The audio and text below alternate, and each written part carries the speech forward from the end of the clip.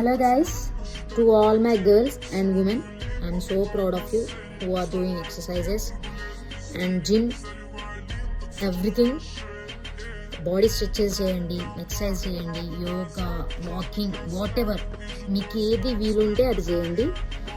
మీరు స్ట్రెంగ్త్ ఎక్కువ తెచ్చుకోవాలంటే జిమ్ చేస్తే బెటర్, ఇన్నర్ కోర్ స్ట్రెంగ్త్ రావాలంటే.